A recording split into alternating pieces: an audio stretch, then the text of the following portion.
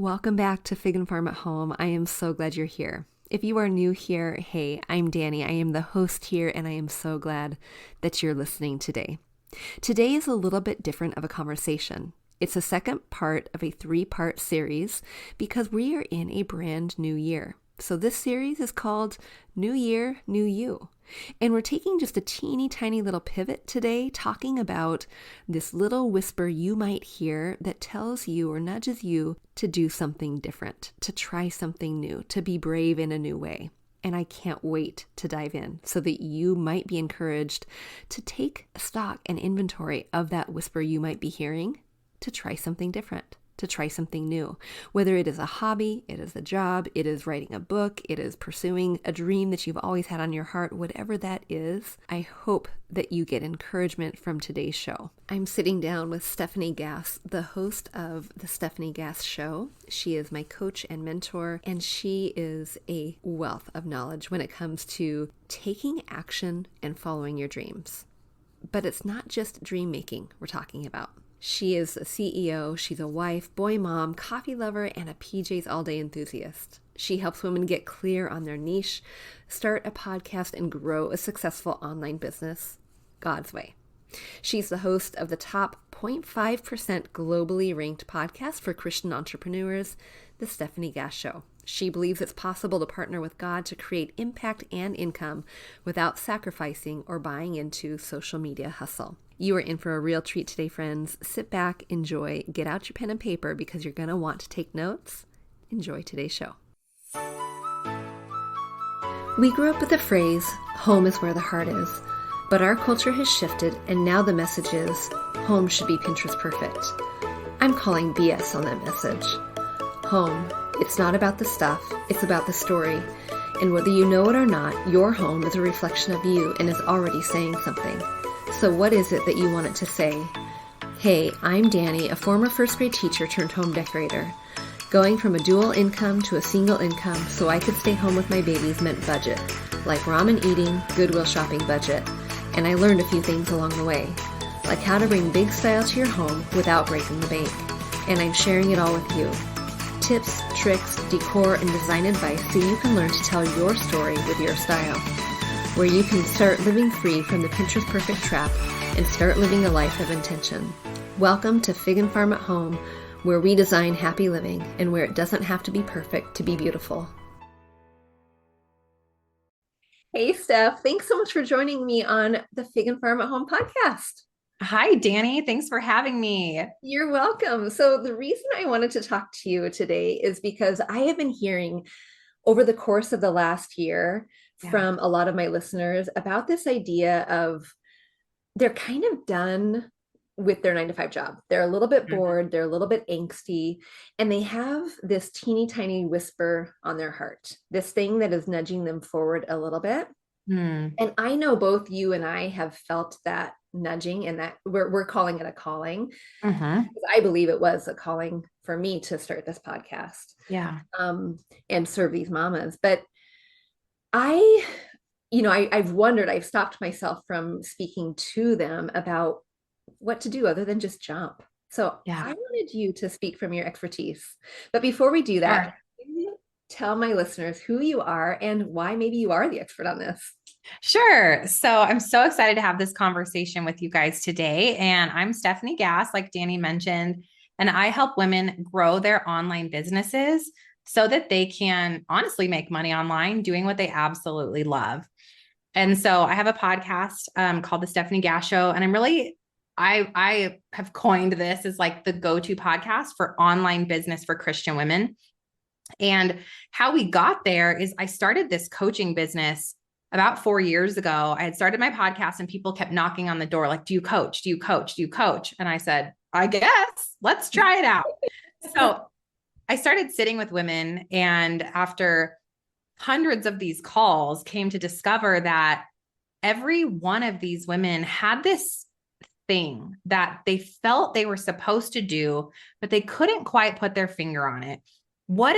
I'm feeling unfulfilled. I'm feeling like there's more. I feel like there's something. And some of them, it was a business, and some of them, it was a ministry, but it was a thing. And we discovered that, like, each one of these women, as I sat with them, call after call after call, they all had this purpose over their life, but they didn't know how to take action on making that purpose something tangible. Yeah. And so after about 3 years of that, I ended up creating a course called Clarify Your Calling. And that was the stepping stone to where I am now, which is really helping women who get that clarity, make it tangibly into an online business. Because that's typically what they've, even if it's not to make money from it, even if it's a ministry, even if it's something, we treat it like a business, because that's how you go and you push this thing that you're trying to bring into the world and you get it into other people's lives. So that's kind of what that evolution has looked like. And it's been really fun. It's been really cool. And it's been so fulfilling for me to help each and every one of these women realize that this doesn't have to be hard. It doesn't have to be overwhelming. And it's actually so much more simple than they think to start moving into this place. Right, right. So what would you say, like if there's a gal who's telling us this story, if she was sitting here in the room with us and she's saying, I work this office job, but it's just not fulfilling. I go here every day and I can't wait to get home, but I have been hearing this little whisper, this little nudge, and I don't know what to do. What would you say to that girl? Sure. So the first thing is, don't ignore it, because any of those, I call them Holy Spirit nudges, or sometimes they can be seen as like a discernment alarm going off. They're not on accident. So anytime that I've been called to pivot or that a big shift was coming, I constantly felt that feeling. And I kind of explained it in the beginning as like, you start asking questions like, isn't there more? Is this it? Should I do blank? And these questions start to arise. Those are not from nowhere. Right. The first thing is stop pushing it away. Right. The second thing is, for me, I don't believe that you can move into what you're called to do without your faith as a 100% component. So the second thing is to stop and pray. And so that prayer for me looked like, God, I think I'm supposed to do this thing. And this can be anything. It could be, I think I'm called to homeschool my kids. I think I'm called to start a side business of this thing that I love or I've started to do. I think I'm supposed to help women in their fitness. I think I'm supposed to start a life coaching business. I think I should write. I think I should write a book. It doesn't matter what that little thing is for you. There's a reason that God is prompting you to start looking at it. And so the prayer for me was, Lord, I want to grow this online business. For me, that's what it was. And I want to coach these women through this thing, but I don't even know what that means. I don't know what it is. I don't know how it makes money. I have no idea of the how or the outcomes. Will you please help me find the first step and find confidence to even be open to this? Right. And so that was the prayer, because you can't move forward on your own because you're in it. You're yourself. There's too much confusion. There's too much noise. There are people in your life that love you so much. They want you to stay really safe and do everything you've done forevermore. But between you and the Lord, He knows what you're capable of, and He knows what you're called for. So that prayer will unlock something in you that just allows possibility to begin flowing in. So that's the second step. Right. Yeah. And you said something really, something I want to talk about actually, and something where I know I landed in, and that was the people around you love you so much. They want you to stay safe.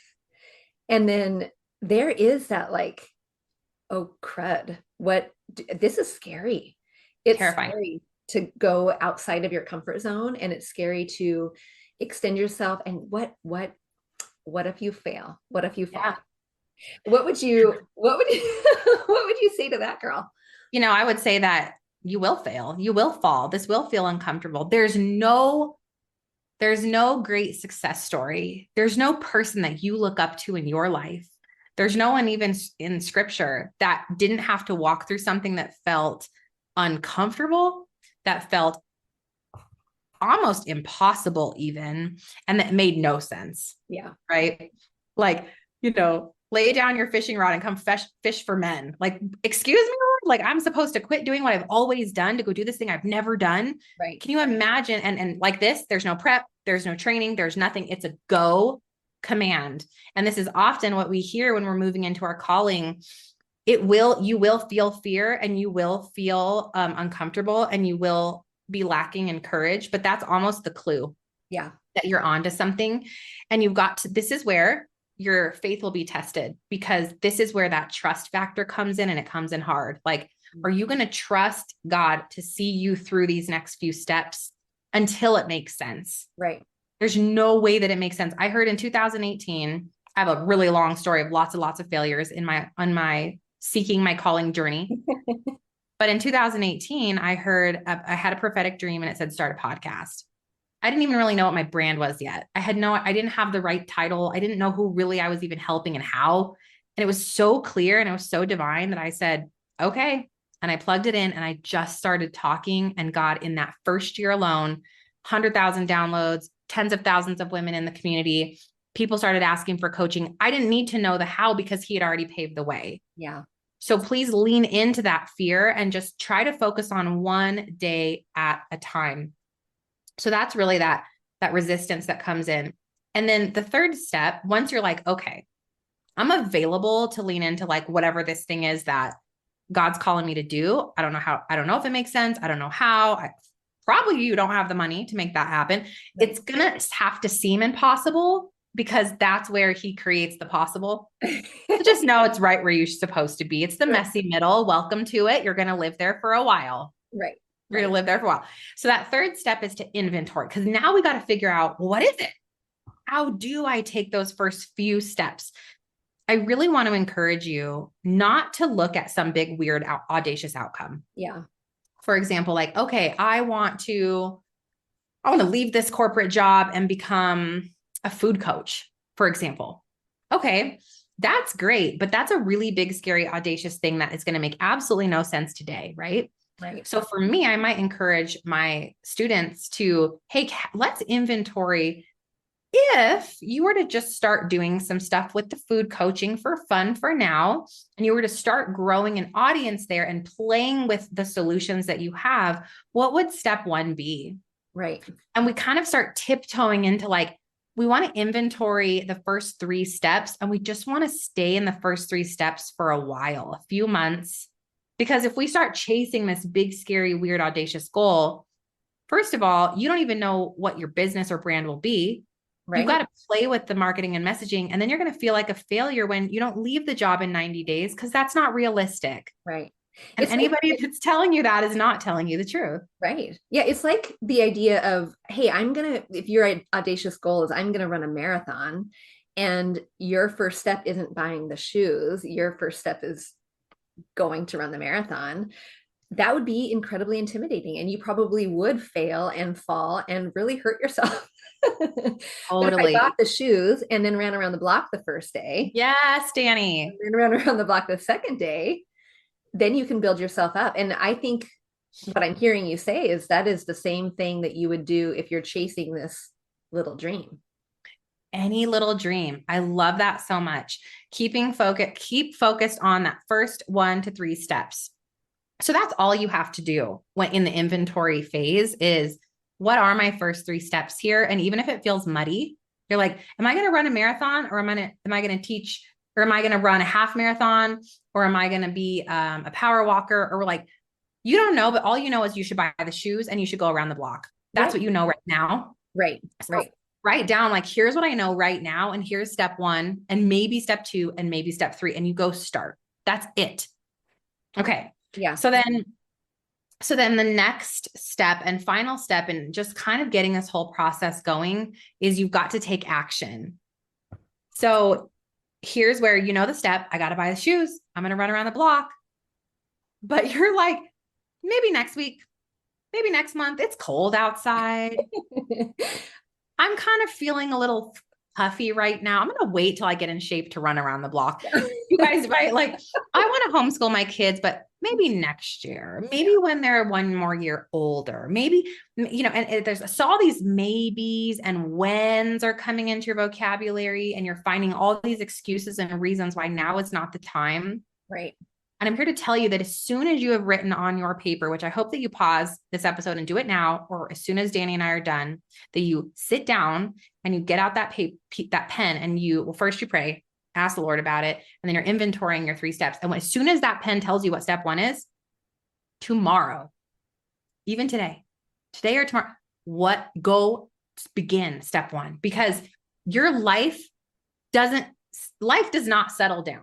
Right. Life keeps going. New challenges are going to find you, because everything is going to come at you the second you're pursuing your calling. And so just armor up.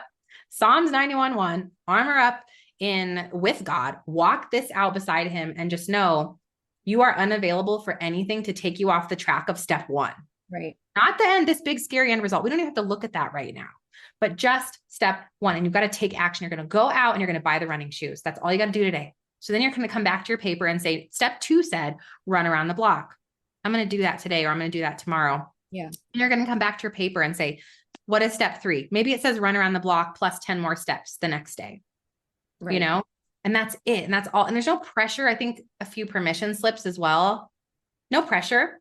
There's no timeline on something fun. There's no timeline on a calling. You have the rest of your life for this thing to work out for you. Yeah. So as long as you're taking action on each step one at a time, you can bless and release any type of weird timeline that comes from nowhere, and know that I am doing the next right thing right now. And that is good enough. Right. And what would you say, like, I was in that space too, in that taking action, and I was in my own way. I was so afraid of not necessarily jumping and, having people who didn't know me listen to what I had to say. I was so afraid of the people who loved me most, or the people I would run into in the Totally. school.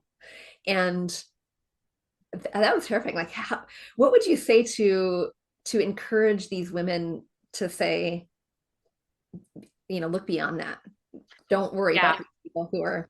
Sure. I love that. And so was I. And so am I sometimes, even Danny. But the reality that I came to discover after 4 years, I've been a full-time entrepreneur now for 11 years. Okay. I've done all kinds of weird things. And my family's like, Ski, what? Ski, what? What is she doing now? Yeah. And mine too. And now here I am, 4 years into full-time podcasting and this brand that I've built now. And I'm here to tell you that no one's even looking at me. That's the weird part. Like, I'll sit down and go to like holiday events or whatnot and be like, oh yeah, you have like a podcast or something, right? Like nobody's actually paying any attention to what I'm doing, because what I'm doing is not serving those people around me. Right. So that you have so much freedom to know that you go walk out your calling for who it's meant to serve, and let it be a hobby. Let it be for fun for a little while until you figure out if it's more than that, and know that no one's really even looking at you. No one's looking at you to validate your options. It's not a discussion. It's, hey, I'm going to go run around the block. Great. Have fun. Yeah. Nobody cares. They don't care. They're not judging you the way that we think they're judging us. Right. Even when I would share really vulnerable stuff on my podcast, and I was like, oh my gosh, this is going to be received like everyone's going to be judging me. And all I got was love back. Everyone came back with love, with encouragement. And if anyone felt awkward about it, they just didn't bring it up. And I'm like, great. So either they didn't notice, they were really encouraging, or they decided just to ignore it. And so much permission here. Fear is not from God. Let's get that very, very clear. Fear is something that's created, and it's the deception by the enemy to keep you from doing something. That's all it is. Right. When you push through your fear, what you discover is that your fear is often never realized the way that you think it would have played out. Yeah. That it's often 10 times easier than this fear, this facade of this fear, what it would really look like is nothing like this thing that you created in your heart and mind. So the best thing I can do is go, I feel a little afraid of this right now, but I'm going to push through it as fast as I can to prove to myself what the reality of the situation actually is. Right. And then I'm not afraid anymore, because that wasn't that bad. Yeah, exactly. And then once you get used to kind of stepping out into that fear, you get used to the idea that it wasn't that bad. So then you take the next step. And there's beauty there in that. I don't want to call it a hamster wheel, but this idea of, I stepped out, no one made fun of me when I ran around the block. No one threw rocks at me when I ran around the block. I did it. Let's go now down the street. Yeah. Sure. And what's kind of fun about that? It takes so much pressure, not only off of you, but it takes pressure off of your loved ones freaking out. For example, oh my gosh, I'm going to run a marathon, everyone. Yeah. Maybe you think in your heart, like that's the end result, but all you have to communicate right now is I'm going to start running. I'm going Right. to run around the block now. Yeah. Okay. And then in 2 months from now, when you've run 5 miles around the block, no one's shocked or weirded out when you're like, now I'm going to run a marathon. Yeah. Great. So it's almost like you're allowing yourself to transition into this new calling or this new thing with so much ease and low pressure, but you're also allowing everyone that loves you and cares about you to transition with you. So it's not so much pressure and not such a shock for them either. Right. Right. Exactly. Easy, simple. Yeah.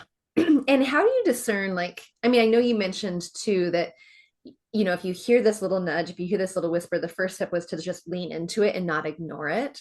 Mm-hmm. But how do you discern if it is a calling or if it is just a idea? Okay. It's funny that you bring this up. I just recorded a podcast episode yesterday, Danny, on the 4 things to do before you make a big decision in your life or business. Okay. So those 4 steps, one is to pause, because sometimes we're like, I'm gonna go buy the shoes, and you're running out to buy the shoes before you really thought this thing through, or like you've signed up for a marathon that's next month. Yeah. So one is pause, because I'm a big action taker. And I think, Danny, you're opposite of me probably, where it's like, so this can be either way, where you're so frozen in it's got to be right, or I've got to know the way, that you don't do anything at all. And then you can be a Steph Gass, where you're like, oh, cool, I'm gonna take action tomorrow, and I don't even know. So you got to pause for just a minute. And you have to really think about, okay, and this kind of goes with our step 1, which is like, is this right? Start asking yourself some questions. Step 2 is pray, which goes along with our second step here as well, because God will tell you, Lord, I'm thinking of doing a thing. I'm going to go, and I think I might want to become a life coach. But step 1 of that would be what? Maybe step 1 of that is just looking up today, what is life coaching and how does it work? Maybe that's step 1. And you start praying, Lord, is this for me? If this is for me, would you open those doors? If it's not, please slam them in my face. That's what I tell the Lord. Yeah. Slam it. Of course, he's so kind and he doesn't do it like that. I'm like, just slam it. Just slam it. I can handle it. Yeah. So I'm praying, and if I don't hear him, I keep moving forward, but I have awareness that he might come in and close that door when he wants it to be closed. So I'm praying. That's the second step. The third step is seek wise counsel. Mm-hmm. And what this one for me means is I'm going to run this by the people that I know are going to give me unsolicited biblical advice. Right. So if this doesn't have to be the people closest to you in your life. These are the people maybe that you really trust, that you were in a business mastermind with. Maybe for some of you, it's your spouse. Maybe for some of you, it's a close friend, but I'm really thinking about this thing. I've prayed. I'm feeling good about that. I've paused. I've really thought through it. I would love to just hear from and I always frame it like from a biblical perspective, do you think that this is the right decision for me? And if yes, why? And if not, why? Right. Because sometimes we just can't get out of our own way on something. And often I just get a permission slip from them, or I get it absolutely not. You haven't thought about blank, blank, and blank. And I'm like, oh, you're right. Let me rethink about that a little bit. Right. And then pray specifically over those things that you have. Yes. Yeah, exactly. And then the fourth one is plan. So before you go and you decide through this whole thing, you've got to plan this out, because do you have the time to run around the block right now? Is this the week, right? Right. And so often, yes, it is the right time for step 1, but maybe it's only step 1 for a while. Yeah. Or it's only step 2 for a little while. So those are my 4 things that I go through. And then I just have a complete willingness to get into something, and then to be willing to either pivot, readjust just a little bit, or even decide that this wasn't for me. I'm not afraid of testing. Yeah. I'm not afraid of trial and error. And I can tell you guys, from 11 years of doing this, there was not one thing that was completely wasted. Even though I messed up a lot and I've failed a lot in my journey, everything was preparing me for today. Yeah. So don't be afraid of like, this has to look just right, or this has to be perfect, or until I know exactly that this is 100% going to work out for me, you do nothing. Go ahead and start, and know that if you ran around the block the first time and you fall, it's okay. There's a Band-Aid. You can heal and try again tomorrow with different running shoes, or a different route, or with a friend, right? So those are the things that I go through to decide, is this a distraction, or is this really this calling that I'm supposed to pursue? Right.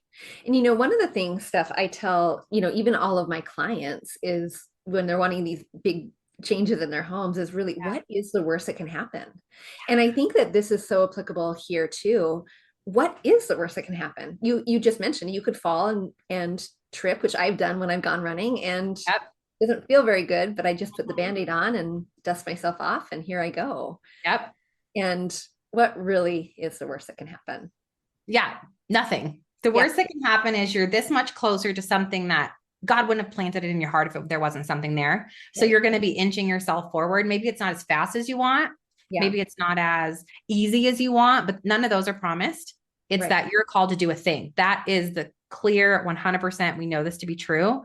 So you've got to let go of all the rest of those pieces, the expectations, the timeline on it, all of that, and just lean into the next right step. Yeah. And, you know, I kind of think the worst that can happen is you not responding to it. You just staying stuck and hold up in that fear of, what if someone watches me when I go run around the block? Or, you know, we're kind of beating this idea to death, but it's a good one, that about the running analogy. But I love your analogy so much. So good. Oh, thank you.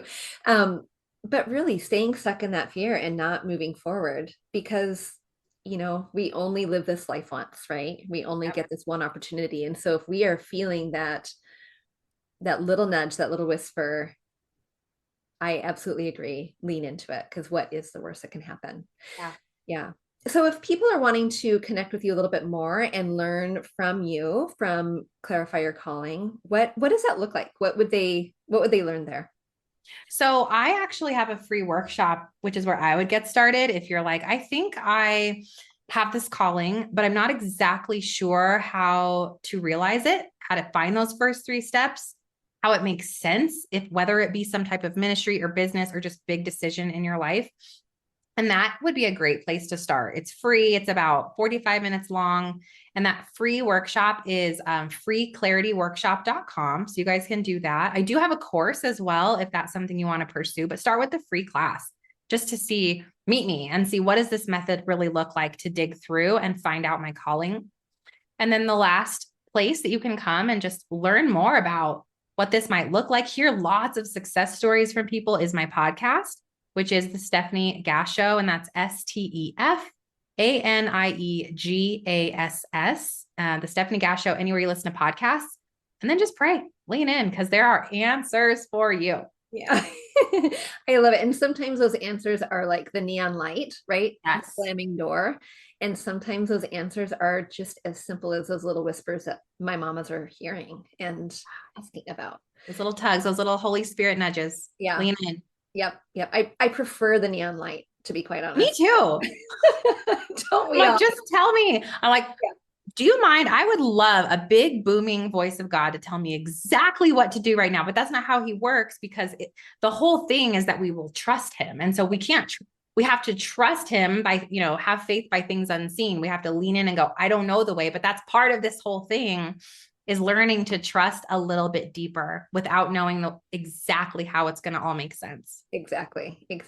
And what a great example that your show and what your calling is leaning into that. And it's a beautiful thing. Yeah. Oh, thanks, Danny. You're welcome. Well, gosh, thank you so much for joining me today. I really appreciate it. You're so welcome. Thanks, everybody. That was a fun conversation, wasn't it? Stefanie brings a wealth of knowledge to this area, and her boldness in stepping out in faith and really leaning into this idea of, is this a calling? Is this a whisper? Is this a distraction? Those tips are so good. So I encourage you today to really don't ignore that thing that is whispered on your heart, that thing that you keep thinking about. Should I write that book? Should I open up that gym? Should I, whatever it is, should you? What is the worst that can happen if you take inventory, if you pray over it, if you think about what the first few steps would be? If we can dissect it and not think about that end goal, but think about the first step, that baby step. What is the worst that can happen if you take the baby step? All right, friends, until next time, I'll see you soon. Hey, real quick before you go, if you learned something new or found value in today's podcast, would you head over to iTunes to Fig and Farm at Home and leave a review and subscribe to the show? That would be awesome. And if you'd like to connect with my community of mamas who are learning to be intentional storytellers within their own homes, join us at bit.ly/design101 group. There's always more room at the table. See you soon.